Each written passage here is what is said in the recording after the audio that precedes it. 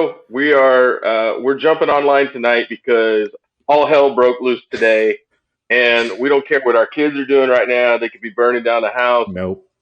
We don't care what honeydews we have on the list.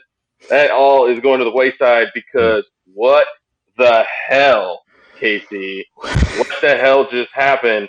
There's a report out there from our own Brent Zwerneman in the Houston Chronicle that those douchebags out of Austin and then the guys up in Norman, after trashing our conference and our conference move and talking about how great the Big 12 is, lo and behold, they want into the SEC.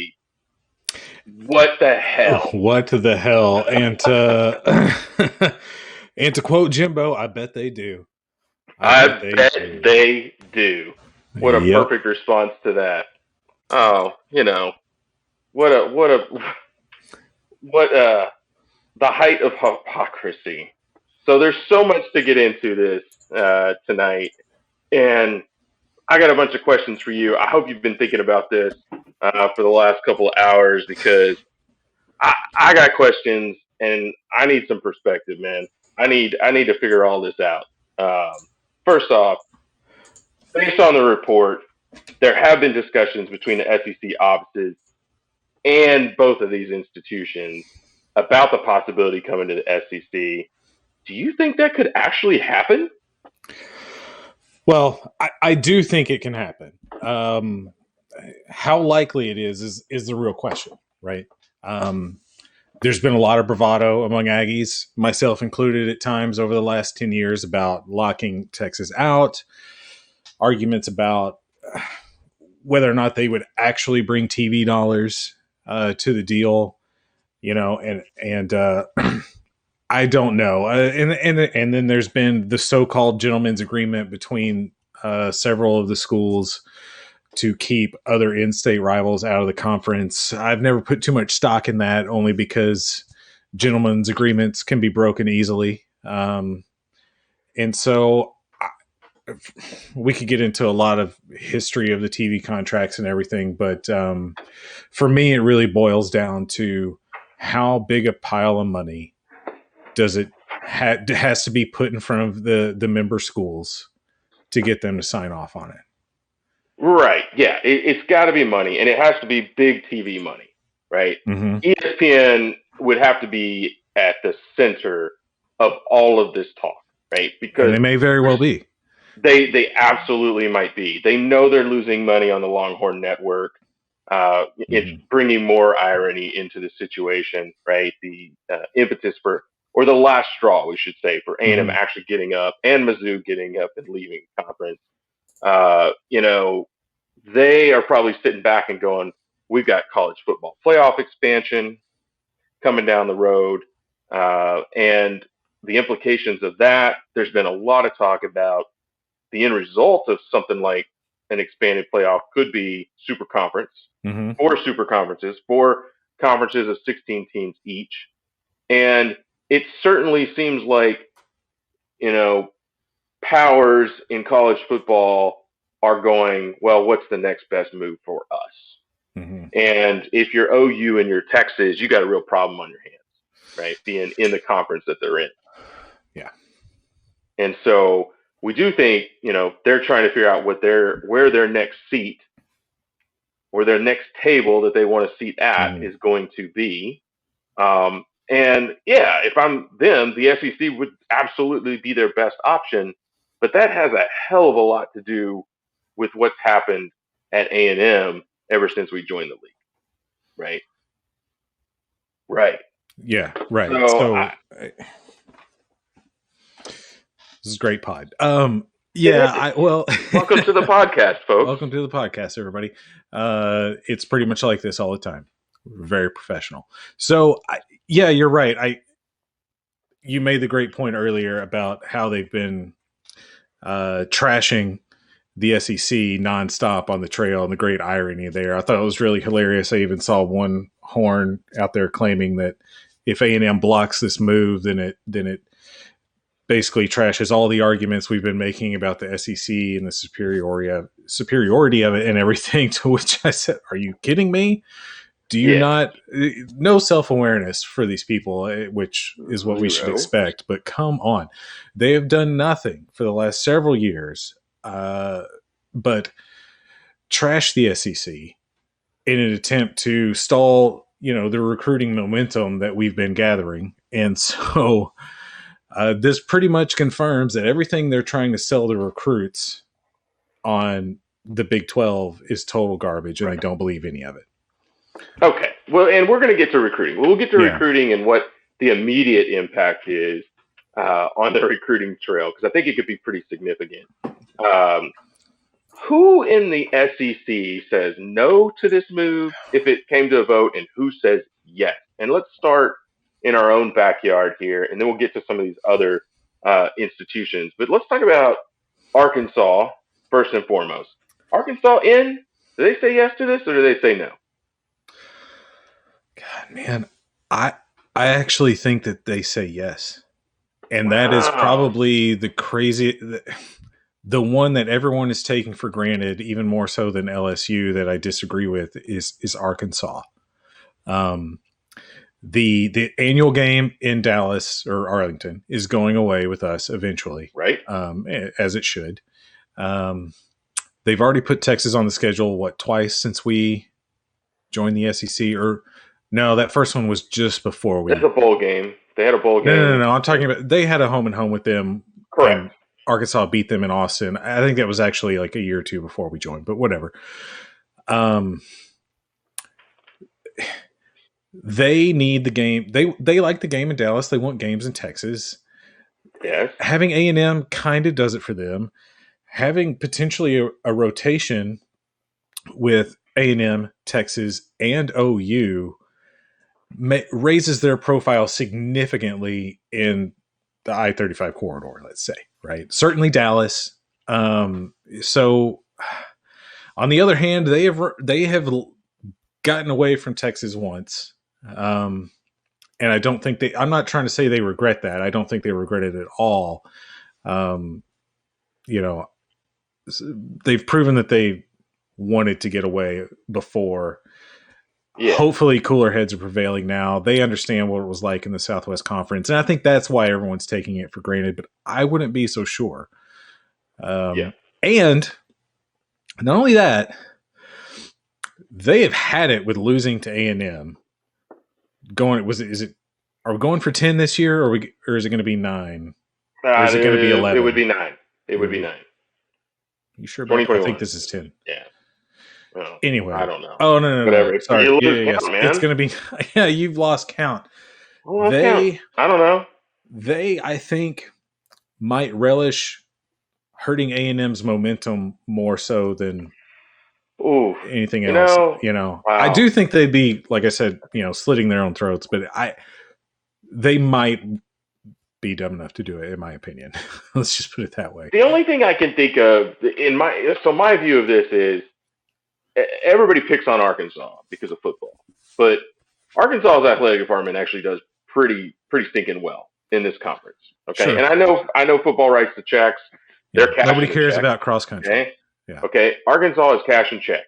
All right, they are. They're making a lot of money off of this deal, just like we all are, right? Because we're all equal. Okay, We got equal money. And the only thing I can think of, though, is from a football perspective, if they thought that by inviting additional members into the league, Auburn and Alabama end up shipping off east, okay, and the divisions look different. And like you said, you end up with this I-35 corridor pod of teams, probably LSU included in there, maybe even Mizzou coming back over, in something like this, depending on how it all works out. I don't know. But they could look at that as better for their future. They certainly might. But I don't know. I think we left that mess. We don't want that mess. That's the sentiment that will ultimately prevail for Arkansas. All right, now let's talk about LSU. Okay, the crazy Cajuns down in the swamp. What do they think about this? I don't know if they even. This is another one. I'm not sure they really care. I think they might look around and go, "Sure, whatever. Bring in Texas." I think you're right. Absolutely. I think that's true with LSU. I may say it harms them. But Yeah. Well, maybe we don't have to spend that much time on LSU then. Maybe we okay, don't. All okay, right, because we agree they're probably indifferent. They, think they're going to win the national championship this year after their terrible season last year. right. Uh, you know, who's not walking through that door. So anyway, let's talk about the bigger issue, or at least the one that a lot of A&M fans have hung their hat on, and that is we're the only Texas team in the SEC, Hmm. and the door closed behind us because there are other uh, universities in states that are the only one from that state, and they will not, or they effectively form an alliance as member institutions to say we don't want any other teams from our state. Hmm. And you and I were talking earlier, exchanging some notes on this, and you think, or your opinion was not so fast. No, number one, Florida is one of those states that everyone talks about who also Mm-hmm. already plays both the schools that supposedly they would want to keep out of the SEC. So what difference does it make to them? They do play them, okay? Yeah. It's They not the play same as them. having them in the conference, but isn't it? I don't know.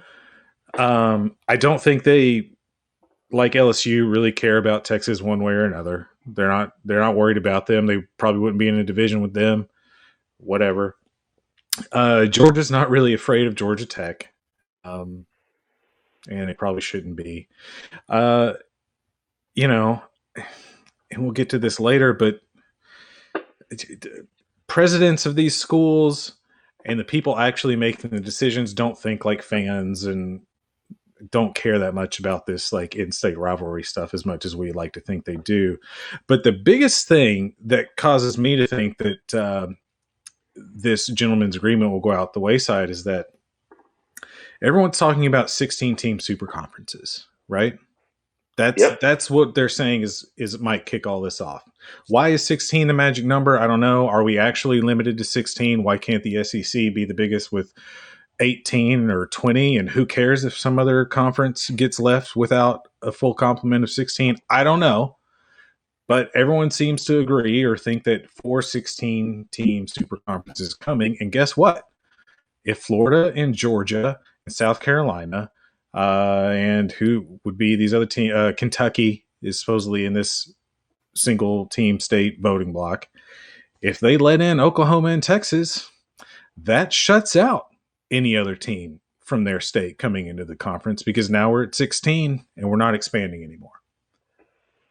So what good is it to them to have this pact? They're fine. Yeah. Well, that's certainly a thought. I will go back and revisit one of the points you made earlier about them playing the teams in their state. So Florida, playing a Florida State. I do think it means something to Florida to, from a recruiting standpoint and from a high profile to be the SEC team in Florida. And it would, I just can't see ultimately them signing up to, if it was reversed, right? If it all of a sudden it came out that the SEC offices were talking to Florida State and Miami, then I definitely think Florida would, throw a big fit behind the scenes and say absolutely not. So now you may be right. They may be playing 3D chess here and know that by supporting Texas and OU, it would effectively lock out that from happening down the road unless we want to go really big and do something that nobody's expecting. So, yeah, well, I don't know. Who says yes and who says no? It will be the big debate over the next couple of days on the airwaves and from all the national pundits. But we'll see how that plays out. But we've got some other things to think about here. Let's say it doesn't play out, and Texas and OU do not have a path to the SEC. What are the implications there, man? First, I mean, they're going to kill this conference in the process. Well, At least we think they are. dude, I think they're done as of Yeah. 3 o'clock or whatever it was today. This kind of thing getting out, I think it's done. Like it's a dead man walking, like you said. It, Yeah. you know, yeah, it can't come back from something like this. Yeah, it Where can't. they know now that Texas is and OU, the two biggest powers in the conference, they're ready to go, and there's nothing any of the other member schools can do about it. Well, I don't know about that. I don't know if they can do anything about it or not. Oklahoma has the whole political alliance between the two schools and the legislature and everything else has them joined at the hip, which Supposedly, so did we. And no, supposedly, Texas has tethered to Baylor and Texas Tech, and there's something in the charter of those two schools. It would take the legislature signing off on it. That whole thing came up when we left, which honestly makes me, think. And we've seen some folks from the Oklahoma side of things tweet this out. Oh, what if it's actually Oklahoma and Oklahoma State that end up in the SEC, and which would be Texas is hilarious. left at the alt? It would be hilarious. And by the way, I'm not so opposed to that. No, that's an argument for another day. Right. Right. Neither am I. But let's just say there is no path. Holy crap! What does this do? And we'll keep it local. What does this do to the University of Texas if they don't have a path to the SEC? In the immediate, it looks really desperate, and it kills a lot of the messaging that they've been putting out over the last however many months, I think. And it breaks a lot of trust and relationships that they have with all the other Texas schools. So yeah, it's not a good thing for them. And Billy said it today, and I think he's right. I don't think they wanted this out at all. The more, absolutely. At first it was like, why are we letting this leak? And, why is an Aggie journalist, putting this out? And this is horrible for us that it's leaking. And the more that it, things trickled out, you're like, this is terrible for them for it to come out right now. Absolutely. These things are best left to the back room, back channel communications. It only leaks from your side if it's going to happen. Right. And I absolutely agree with you. We talked about this, and I think we're reading a lot of the same things. This came from the A&M side. This came from somebody associated with our university. And, we might even wear a bow tie. Couple of theories. Could. Might wear a bow tie. I like bow ties. I don't know. Dr. Lofton was quick to jump on Twitter right after this was announced, and even responding to some tweets from fans and alumni out there. And gosh, I can just imagine that man, that magnificent man, beautiful man, right now having some bourbon, maybe smoking a cigar out on his own deck, doing his best Mike Slive tribute, and just laughing his ass off at this, right? Because the 100-year decision did not involve bringing little brother along with us, and it wouldn't surprise me at all if he was the one to at least plant the seed in Brent Z's ear that these discussions were happening, and then Brent, obviously being a good journalist, went digging and got folks within these athletic departments or in their power structures to at least confirm that yes,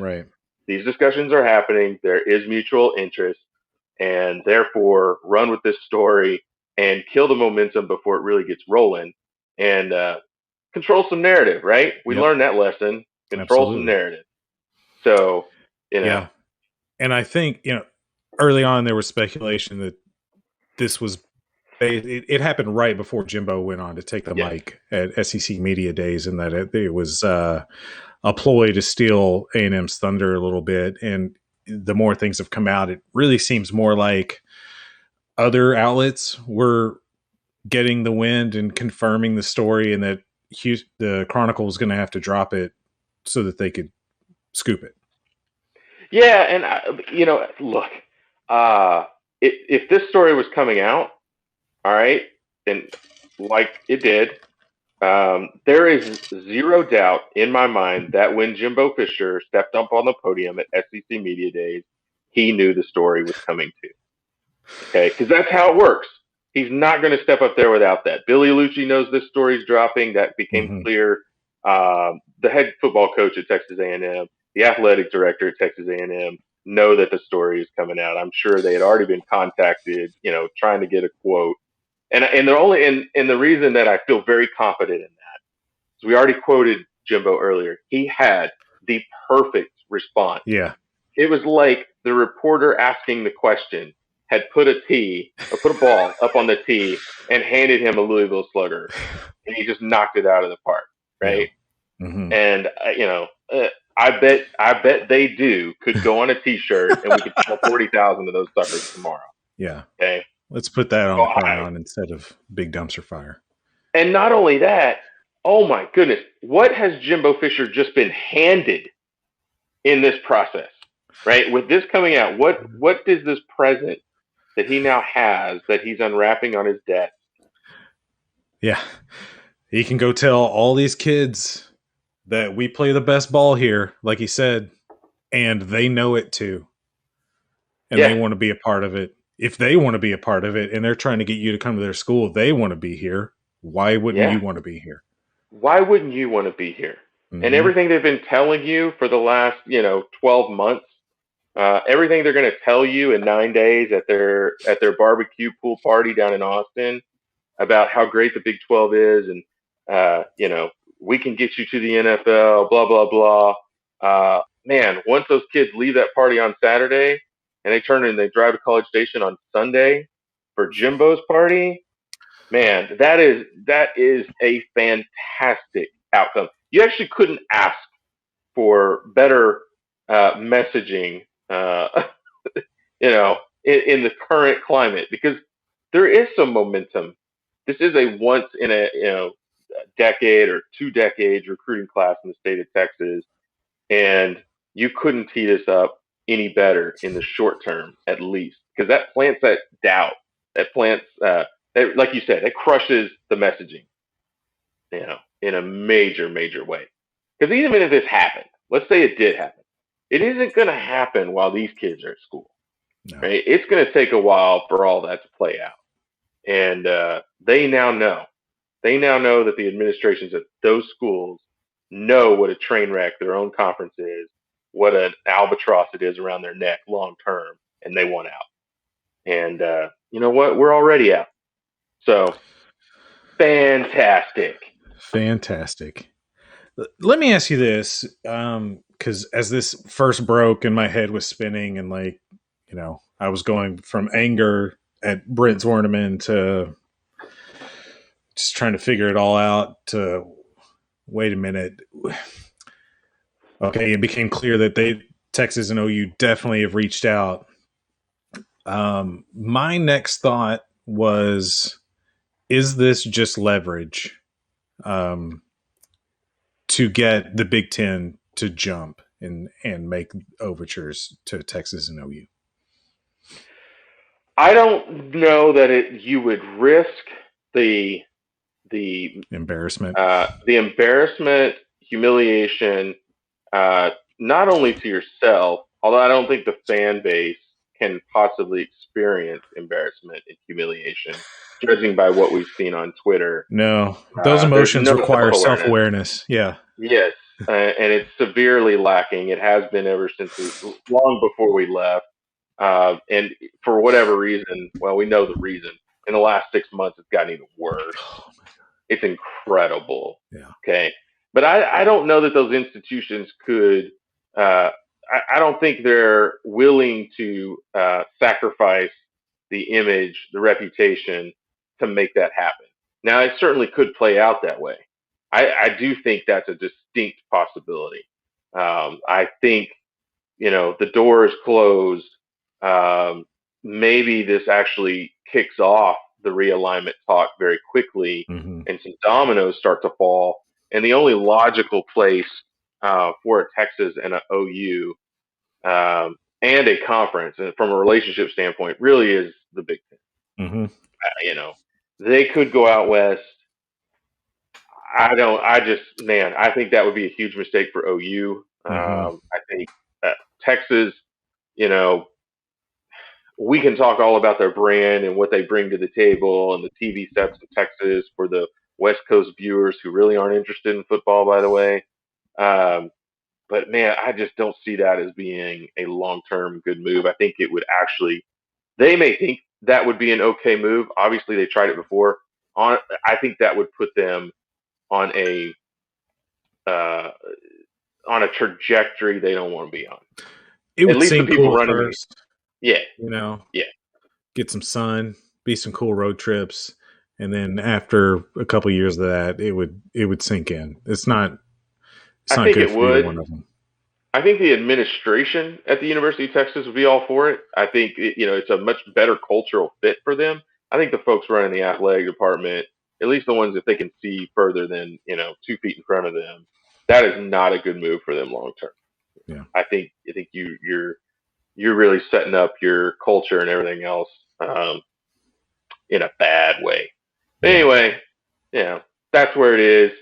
Man, I don't know. What else is there to talk about when it comes to this move? I think we'll have a lot more to talk about over the next few days because this story is not going away.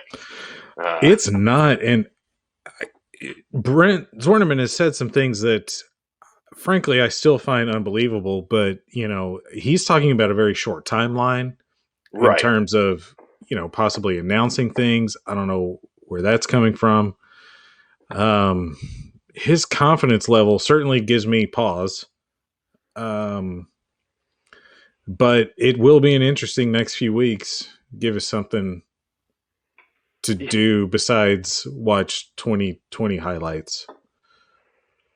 Yeah, I'm starting to load up on those, man, just to Yeah. get the juices flowing, man. Straight into my veins, man.